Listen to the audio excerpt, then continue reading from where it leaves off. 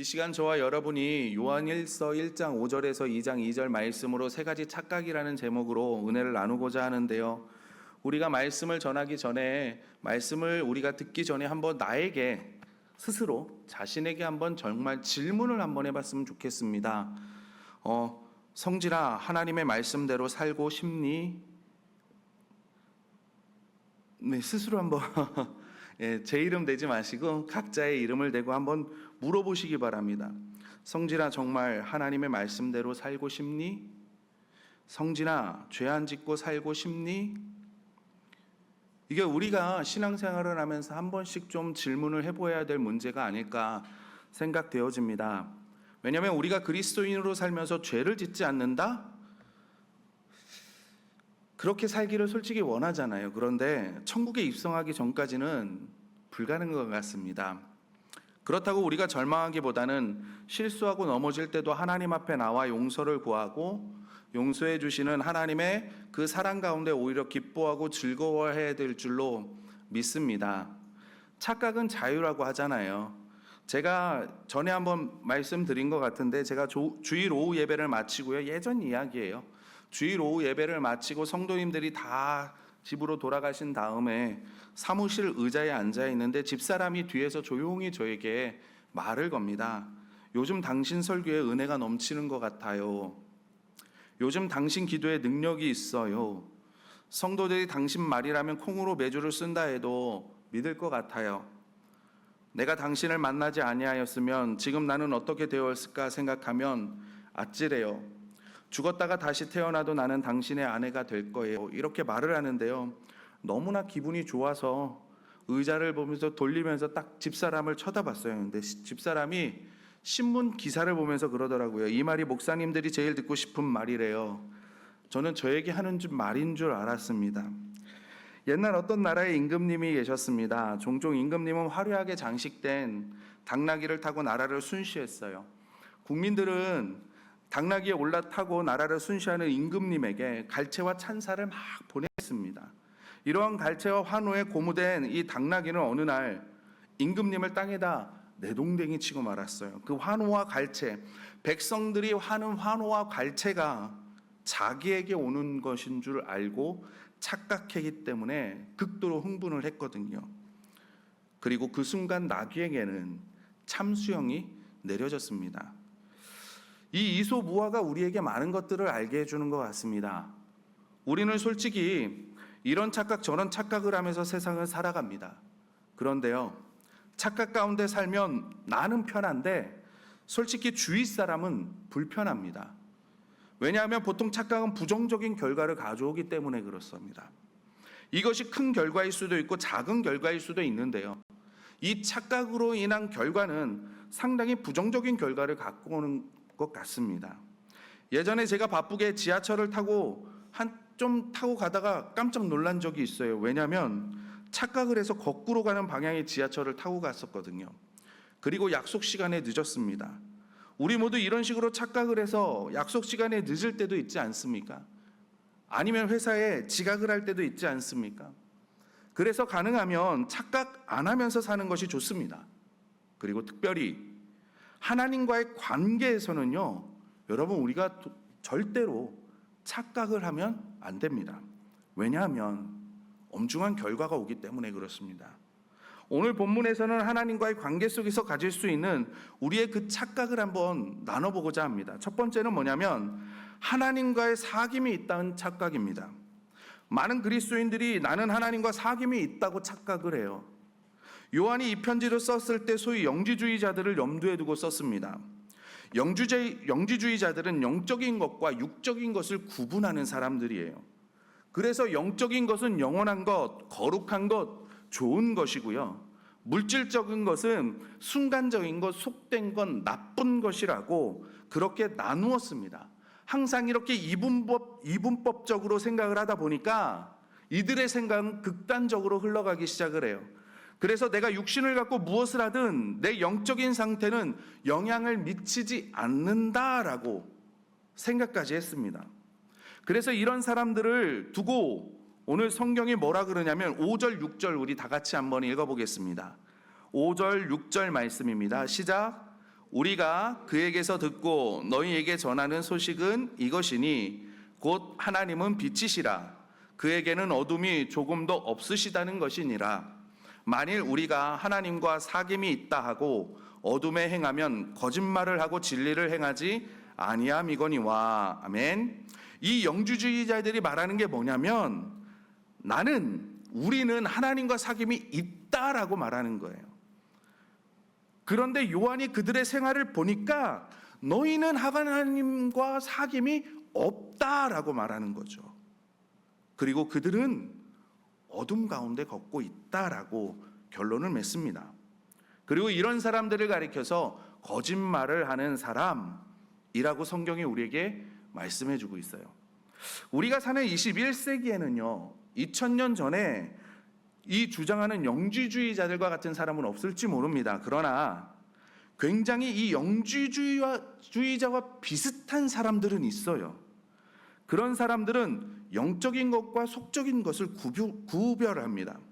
그래서 신앙생활은 신앙생활이고 사회생활은 사회생활이라고 구별을 해요. 교회생활은 교회생활이고 직장생활은 실생활이다라고 얘기를 해요.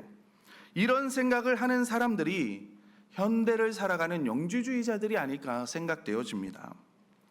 제가 목회를 하다 보면 짧은 목회지만 가끔 이런 고민을 하는 분들, 이야기를 하는 분들을 만나요. 그리고 이야기를 나눠보면 뭐냐면 내가 직장에서 말씀을 살려고 보니까 회사에서 부딪힐 때가 너무나 많이 있다는 거죠. 그래서 믿음의 양심으로 내가 이렇게 좀 거부를 하면 직장 상사가 그런데요. 야, 너만 교회 다니냐? 나도 교회 다녀. 직장은 사회생활이야. 이렇게 말한다는 거예요. 그러니까 사회 초년생들은 거기에 이제 고민이 되기 시작을 하는 거죠. 근데 여러분, 이런 것이 현대판 영주주의자가 아닐까 보여집니다. 교회 생활은 교회 생활이고 사회 생활은 사회 생활이고, 또 영주주의자들의 한 부분을 보면 구원의 확신이 있는 분들이에요. 어떤 분들을 보면 복음에 대해서 물어보면 정확한 답을 가지고 있습니다. 본인도 구원의 확신이 있다고 답을 다 해요. 그리고 믿음으로 구원 얻었다고 이야기도 합니다. 그런데 예수님을 영접하기 전이나 예수님을 영접한 후나 똑같아요. 물론 성화의 과정이 어떤 분은 빠를 수 있고 어떤 분은 느릴 수도 있습니다. 그런데 제가 이것을 이야기하는 것이 아님을 아시겠죠? 이런 분들 아예 말씀에 순종하려는 마음이 조금도 없어요. 이런 분들은 그러면서 사귐이 있다고 그러는데 성경은 그런 사람들을 보고 어둠 속에 걷고 있는 사람들이라고 이야기를 합니다. 어떻게 보면 제가 목회하면서 이런 분들이 좀 힘든 것 같습니다. 왜냐하면 차라리 구원의 확신이 없으면 복음을 다시 전해드리면 돼요. 복음을 다시 들려드리면 돼요. 성경을 찾고 복음의 말씀들을 찾고 우리가 다시 기도하고 나아가면 됩니다. 그런데 말하면 구원의 확신도 있다고 얘기를 하고 정답도 알고 있어요. 그런데 그래서 이야기를 살짝 하면 다 한다고 해요. 그런데 삶은 그러지가 않는다라는 거죠. 하나님과의 사귐이 없으면서 사귐이 있다고 하는 것을 요한이 이렇게 자신 있게 말하는 이유, 우리가 그리스도에게서 들어서 여러분에게 전하는 소식은 이것이니 곧 하나님은 빛이시고 하나님 안에는 어둠이 조금도 없다는 것입니다. 여러분, 우리가 어둠 하면요, 깜깜한 것, 으슥한 것, 위험한 것, 무슨 범죄의 장소, 이런 거 생각하시잖아요. 그렇죠? 여기서 성경이 말하는 어둠 하면 막 죄 많이 짓고 있고 그런 것을 우리가 생각을 해요. 그런데 사실 어둠이라는 것은 따로 없습니다. 빛이 없으면 그냥 어둠이에요. 지금 우리가 예배드리는 이 예배당 밝잖아요. 그러나 이것의 빛이 하나 꺼지기 시작하면요, 어두워집니다. 어둠이 있다는 것은 빛이 없다는 뜻이고요. 반대로 불이 켜지면 어둠은 사라지기 마련입니다. 그런데 내가 어둠 가운데 계속 걷고 있으면서 하나님과 사귐이 있다? 절대 불가능하죠. 그곳이 범죄가 있고 없고 으슥하고 사람이 많이 다니는 곳이고 가정이고 회사고 상관이 없습니다. 빛이 없으면 어둠이고요. 빛이 존재하면 어둠은 그곳에 있을 수 없습니다. 그래서 이런 착각 가운데 빠져 있을 때는 어떤 결과가 생기냐면 사귐이 있다고 자기는 생각하지만 실제로는 사귐이 없기 때문에 기쁨이 없습니다. 사귐의 결과는 기쁨이라고 말씀하고 있잖아요. 신앙생활이 부담스럽기만 하고요. 기쁨이 없고요. 신앙생활 하는데 즐거움이 없습니다. 그런데 감사한 건 무엇인 줄 아십니까? 우리의 이런 연약함을 아시고 주님께서 우리에게 이것에 대한 해답을 주셨어요. 우리 7절 말씀을 다 같이 한번 읽어보겠습니다. 7절 말씀입니다. 시작. 그가 빛 가운데 계신 것 같이 우리도 빛 가운데 행하면 우리가 서로 사귐이 있고 그 아들 예수의 피가 우리를 모든 죄에서 깨끗하게 하실 것이요. 아멘. 여기서 해결 방법이 뭐라고 합니까? 빛 가운데 거하라는 거예요. 빛 가운데 사는 것입니다. 빛 가운데 산다라는 거 완전한 삶을 산다는 것을 의미하는 것이 아니고요. 하나님의 명령과 계명대로 그대로 산다는 이야기도 아닙니다. 문자 그대로 빛 가운데 사는 거예요. 빛에 노출된 삶을 산다라는 거죠. 여러분, 빛의 가장 큰 특징은 노출시키는 겁니다. 그래서 하나님을 슬슬 피하지 않고 하나님 앞에 노출될 삶을 사는 겁니다. 우리는 일상생활에서 여러 가지 이유로 내가 믿는 사람이라는 것을 숨기려고 할 때가 참 많이 있어요. 저도 학생 때 생각을 해보면 식사 기도를 해야 되는데 어떻게 할까 고민하다가 잠깐 이러고 식사 기도 한 적도 있거든요.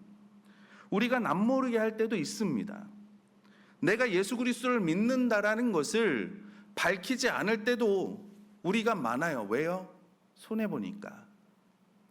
빛 가운데 사는 삶이란 하나님으로 하여금 내 마음속에 있는 모든 더러운 거, 추한 거, 내 삶에 있는 모든 부정적인 거, 잘못된 것을 노출시키도록 해서 치료받는 삶을 이야기하는 거예요. 하나님의 빛에 나를 노출시킬 때 거기에 치유의 효과가 있는 줄 믿습니다.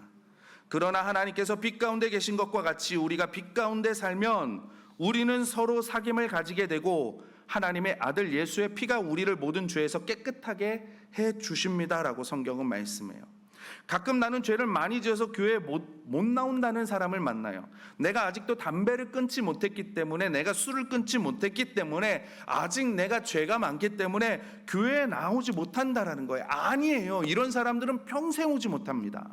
그냥 우리의 추함이 씻음받기 위해서는 우리를 하나님의 빛에 계속 노출시켜야 되는 거예요. 그때 우리의 추함이 깨끗해지는 줄 믿습니다. 여러분, 어떻게 노출시키냐고요? 내가 사귐이 없다는 것을 인정하는 것에서부터 시작되는 겁니다. 그럼 내가 사귐이 없잖아요. 그럼 내가 하나님과 사귀고 싶잖아요. 그럼 어떻게 해야 돼요? 기도해야 되는 거죠. 그러면 하나님이 도와주실 수밖에 없는 거예요. 하나님, 나를 보게 해주세요. 나를 노출시켜 주셔서 치료받게 해주십시오. 기도하는 수밖에 없습니다. 빛 가운데 거하는 겁니다. 어둠을 피하지 아니하고 내가 계속 빛 가운데로 나아가는 거예요. 내가 하나님과 사귐이 있다는 거, 이 착각을 가지시는 분들은 빛을 계속 피해 다녀요. 우리 어릴 때 부모님에게 혼나면 어떻게 해요? 부모님에게 애교 부리고 막 그럽니까? 계속 피하잖아요. 피하면 부모님이 가지고 계신 맛있는 것을 잘 못 얻어 먹는 것처럼, 그러니까 우리도 예배도 그냥 양심이 괴롭지 않을 정도로 최소한으로 참석하고, 성경 공부는 물론 안 듣고, 목장 모임은 놀 때만 나오는, 이게 빛을 피하는 거예요. 혹시 그런 분은 안 계실 줄 믿습니다. 우리가 정말 빛 가운데 치료받기 위해서는요, 우리가 빛 가운데 구해야 되는 거예요. 정말 하나님께 나를 노출시키기를 원하신다면 우리가 하나님의 임재하심이 있고 진리의 말씀이 선포되는 곳에 나를 자꾸만 밀어 넣어야죠. 예배도 빠지지 않고 참석하고 성경 말씀도 내가 시간 날 때마다 보고 목장에도 참석을 해서 하나님의 임재하심과 하나님의 말씀이 선포되는 곳에서 나를 자꾸 이렇게 집어넣을 때 그 삶 가운데 하나님께서 역사하실 줄 믿습니다. 그 다음부터 나의 모습을 하나님이 보여주기 시작을 하는 거예요. 나의 삶의 부정적인 면, 내 삶의 추한 면, 내 성격이 잘못된 것을 하나님께서 보여주시는 겁니다. 그래서 성경을 읽으면서 이것이 바로 내 얘기를 지금 하고 있는 거구나. 설교를 듣는 가운데 오늘 목사님이 나한테 말씀하시는 이 말씀이구나. 여러분, 솔직히 자기 자신이 노출되는 것 좋은 기분은 아니잖아요. 불편하잖아요. 노출이 안 되는 게 좋잖아요.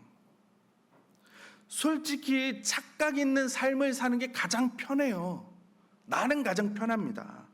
자기의 이런 모습이 노출되는 거 싫은데, 그런데도 왜 하나님께서는 계속 노출되기를 기도해야 되고 그런 쪽으로 밀어넣으냐?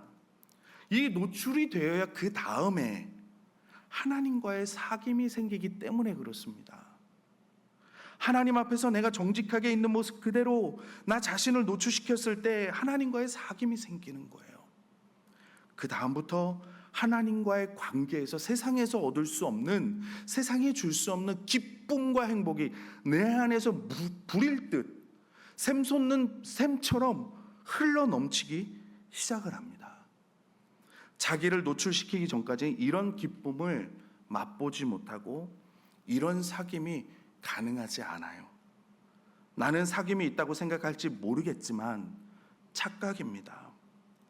노출된 삶을 살고 빛 가운데 삶을 살고 정직한 삶을 사는 사람, 이런 사람에게만 이런 사귐이 있고 기쁨이 있고 행복이 있기 때문에 그렇습니다.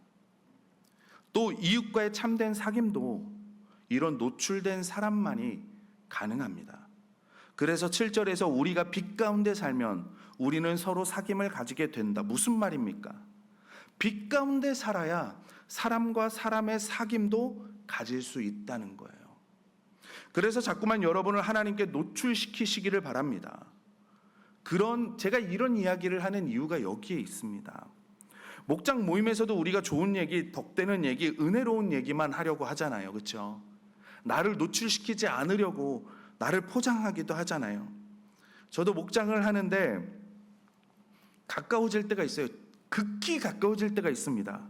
언제냐면 저의 부족한 모습을 노출시켰을 때, 나를 포장하지 않고 있는 모습 그대로 노출시켰을 때 오히려 좀 더 가까워지는 듯한 것을 느낄 때가 많아요.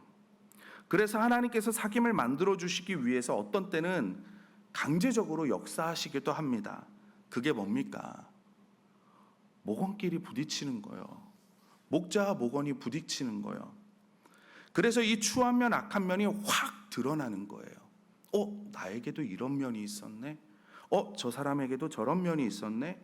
이것을 보면서 용납도 해주고 사랑할 수 있을 때 비로소 그 안에 참된 사귐이 시작되는 겁니다. 그래서 목장에서 그런 일이 있을 때 나 목장 안 갈 거야. 목장 바꿔야 하나? 딴 목장으로 가야 되나?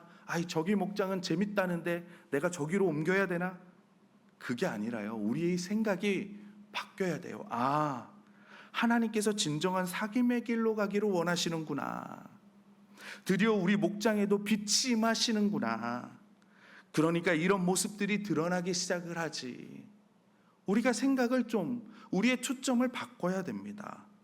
우리 성도님들은 한 사람 한 사람 다 정말 노출된 삶을 사시기를 바랍니다. 하나님과의 사귐의 따뜻함을 맛보고요, 이웃과의 사귐에 진실해지는 귀한 축복을 맛보시는 여러분들이 되시기를 예수님의 이름으로 축원합니다. 두 번째로 죄가 없다는 착각입니다. 우리 주위에 죄가 없다고 생각하는 사람이 있을까라고 생각하지만 정말 있습니다. 보통 사람들은 죄를 여러 가지로 생각을 해요. 사회적으로 보기도 하고 인간적으로 보기로 하고 법적으로 해석하기도 하고 심적인 다 하는데요. 예를 들어서 여러분, 음주운전 죄입니까? 죄 아닙니까? 죄잖아요. 근데 왜 한두 번 계속 반복을 할까요? 죄인 걸 아는데. 술 취해서 모른다? 정말요 그 사람들이 모를까요? 모든 사람들이 그런 건 아니지만 죄라고 느끼지 못해서가 아닐까요? 음주운전을 하면서 내가 죄를 짓고 있구나 생각하는 사람들은 없어요. 이야기를 들어보면 걸리지만 않으면 돼. 그럼 난 죄 안 짓는 거야. 그렇게 생각하더라고요. 무슨 얘기입니까? 죄가 없다라고 생각을 하는 거죠. 여러분, 가끔 촉법 소년들 죄에 대한 이야기들이 나오잖아요. 뉴스를 통해서.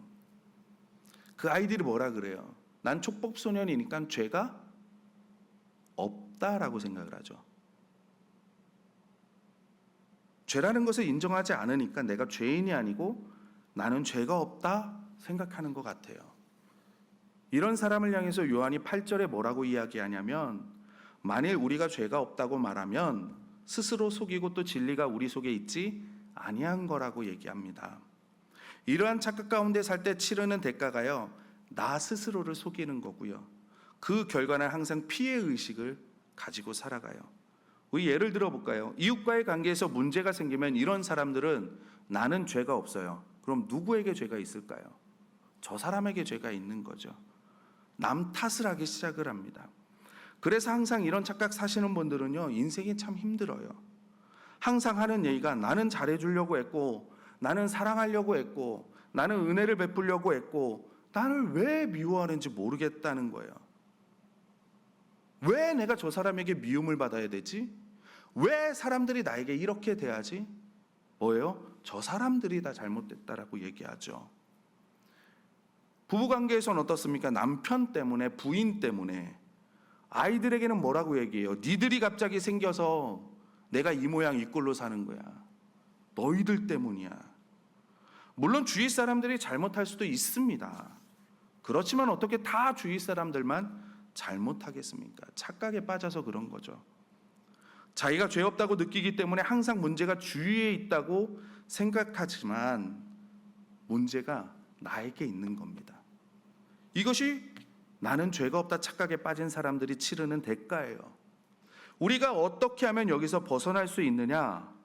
해결 방법을 9절에서 제시하고 있습니다. 우리 다 같이 한번 읽어보도록 하겠습니다. 시작. 만일 우리가 그는 미쁘시고 의로우사 우리 죄를 사하시며 우리를 모든 불의에서 깨끗하게 하실 것이요. 아멘. 고백이라는 거예요. 자백하라는 겁니다.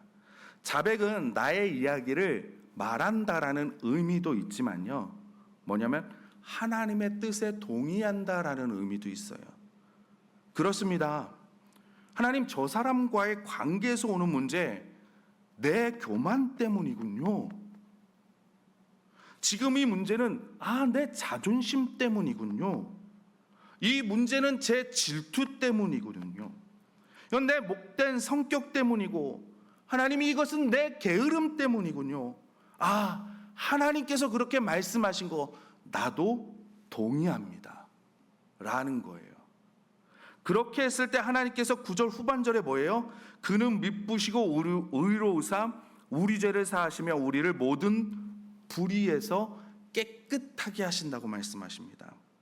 그래서 나의 교만과 이기심과 게으름과 성격 급함 이런 것 때문에 생긴 모든 잘못과 실수를 하나님께서 용서해 주신대요. 한 걸음 더 나아가서 내가 자백하면 모든 불의에서 우리를 깨끗하게 해주신대요. 우리 마음속에 있는 이기심을 제거해 주신다는 거예요. 우리 마음속에 있는 질투심을 제거해 주십니다. 우리 마음속에 있는 교만을 제거해 주실 줄 믿습니다. 그래서 점점 그리스도를 닮은 모습으로 변하게 해 주실 줄 믿습니다. 우리가 죄 없다 말하면 우리 스스로 속이는 거래요.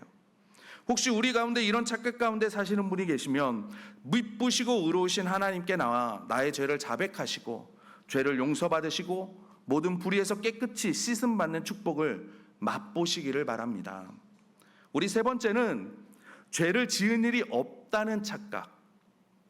이것은 죄가 없다는 착각과 좀 비슷한 것 같지만 달라요. 죄를 지은 일이 없다는 착각은 착각하는 사람들의 마음속에는 죄가 있다는 것을 인정하는 거잖아요. 그러나 실제로는 죄를 짓지 않았다는 거예요. 죄는 있는데 나는 죄를 짓지 않았어. 이런 사람들이 항상 남의 탓을 하는 거죠. 내가 잘못한 것 남 탓. 이런 모든 문제들 남 탓.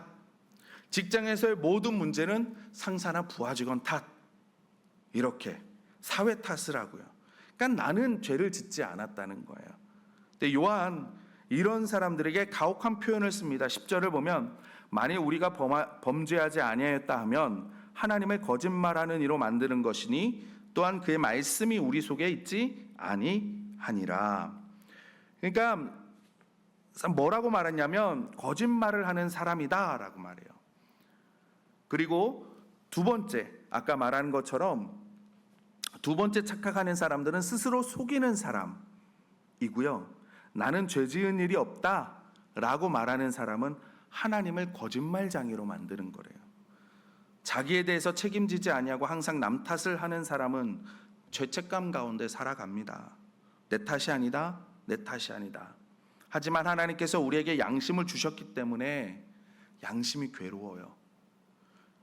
그런 자책감에서 어떻게 벗어나냐면 자꾸만 자기 자신을 변명하지 말고 예수님으로 하여금 나를 변화시켜 나아가는 겁니다.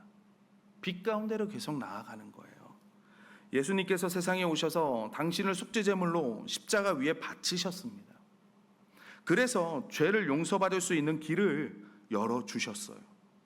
이러한 사실을 요한은 2장 1, 2절에서 이렇게 말합니다. 나의 자녀들아 내가 이것을 너희에게 쓰면 너희로 죄를 범하지 않게 하려 함이라. 만일 누가 죄를 범하여도 아버지 앞에서 우리에게 대언자가 있으니 곧 의로우신 예수 그리스도시라. 그는 우리 죄를 위한 화목제물이니 우리만 위할 뿐 아니요 온 세상의 죄를 위하심이라. 아멘. 여기서 빛 가운데 거하는 거 우리를 위하여 십자가에서 몸을 바치신 속죄양 대신 예수님을 의지하라 말씀합니다. 자꾸만 하나님 앞에서 변명하지 마시고 자꾸만 나와 이웃과 환경 탓하지 마시고 나의 죄를 하나님 앞에 솔직하게 인정하고 그렇습니다 하나님 내 잘못입니다 고백하고 나아가시기 바랍니다. 그래요 하나님 나 죄인입니다. 제가 죄인입니다. 그리고 그 다음에 예수님의 보혈의 피에 의지하는 겁니다. 예수님께서 내 죄를 위해 돌아가신 것을 내가 믿습니다. 하나님께서 그리스도의 보혈에 의해서 나를 용서해 주실 것을 하나님 내가 믿습니다. 이럴 때 우리를 괴롭히는 그 양심의 가책들이 예수의 보혈로 씻음 받는 겁니다. 우리가 양심의 가책이 언제 사라집니까? 하나님 앞에 나와서 더 이상 변명하지 아니하고 나의 죄됨을 고백하고 그 다음에 그리스도의 피로 씻음 받을 때 양심이 깨끗해지는 거예요. 주님 보좌 앞에 나와서 해결되는 것입니다. 우리가 가책 가운데 살 때는 치르는 대가가 너무나 큽니다. 우리는 착각에서 깨어나야 되고 우리는 하나님께서 모든 걸 다 마련해 오신 그 앞으로 그 빛 가운데로 나아가야 됩니다. 하나님의 빛을 피하지 마시고 하나님의 앞으로 나와 인정하고 고백하고 믿고 그래서 하나님과의 사귐이 회복되고 이웃과 이웃의 사귐이 회복되고 기쁨 가운데서 행복 가운데서 인생을 사시는 우리 모든 영도교회 성도님들이 되시기를 예수님의 이름으로 축원합니다.